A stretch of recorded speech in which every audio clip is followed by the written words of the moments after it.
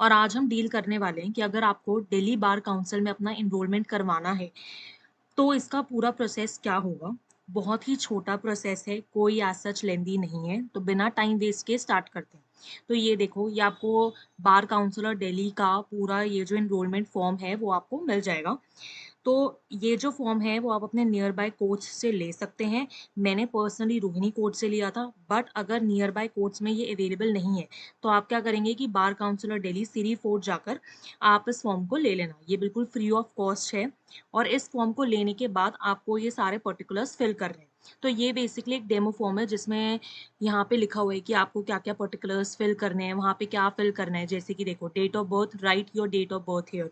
तो अपनी date of birth लिख दीजिएगा।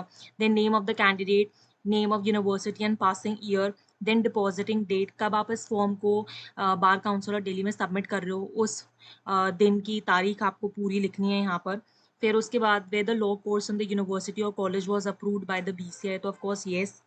देन ऐसी पर्टिकुलर्स यहाँ पे आपको 10th का अपना नेम ऑफ बोर्ड या university, year of passing, percentage with total marks obtain, फिर 12th का। और अगर मान लो अगर आपने लॉ से पहले कोई ग्रेजुएशन कर रखी है, तो ग्रेजुएशन। देन अगर आपने पोस्ट ग्रेजुएशन कर रखी है और अगर ये सब कुछ नहीं कर रखा, तो सीधा आप एलएलबी वाला भर देंगे अपना 5 साल का। तो इसमें भी आपको सब कुछ डिटेल्स भरनी है। आपको अगर 5 इयर्स की एलएलबी है, तो पूरे सब कुछ मार्क्स भरना है, फर्स्ट से लेके 10th सेमेस्टर तक सब कुछ आपको भरना है। यहाँ पे आप अपनी जो भी कैटेगरी है वो आप सिलेक्ट कर लेंगे। तो पूरा बेसिकली यही फॉर्म है। अब मैं आपको बस एक बार दिखा देती हूँ पूरा फॉर्म में क्या-क्या डिटेल्स है, बस एक बार हम ऐसे ही ओवरव्यू ले लेते हैं।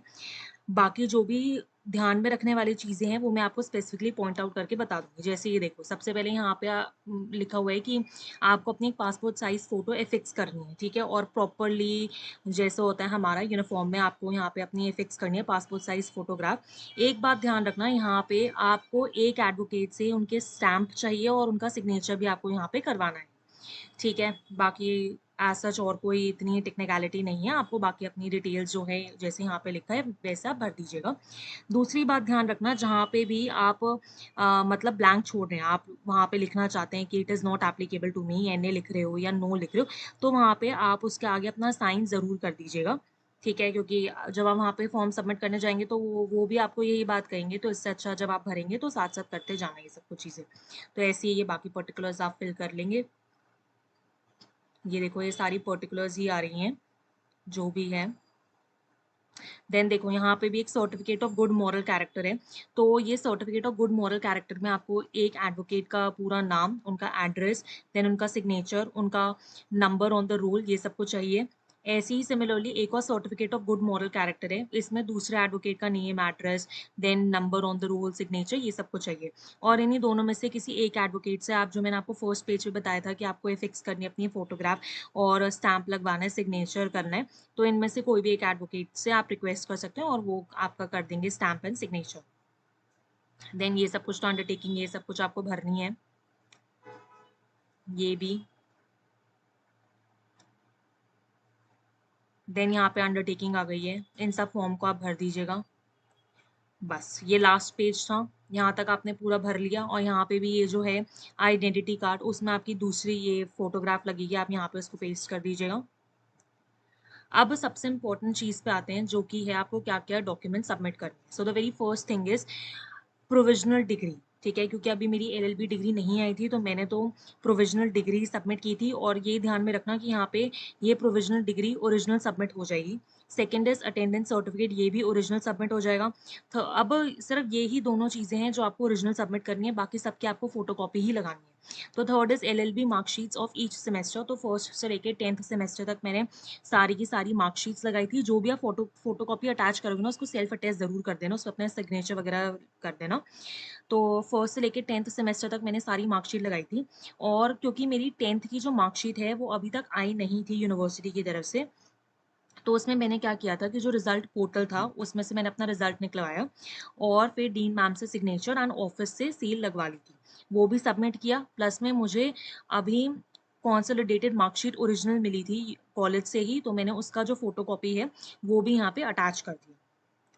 देन उसके बाद 12th मार्कशीट एंड सर्टिफिकेट आप लगाएँगे, 10th बोर्ड जो 10th मार्कशीट है वो सब कुछ आप लगाएँगे। यहाँ पे आधार कार्ड मैंने लगाया था और यहाँ पे आपको ध्यान रखना है कि अगर आप दिल्ली के निवासी नहीं हैं, आप नॉन रेज़िडेंट ऑफ दिल्ली हैं, तो आपको क्या करना है, इन सब पार्टिकुलर्स में एक सब चीज़ देनी है, जैसे रेंट एग्रीमेंट हो गया, ये सब कुछ चीज़ें आपको देनी है, तो आप देख लेना।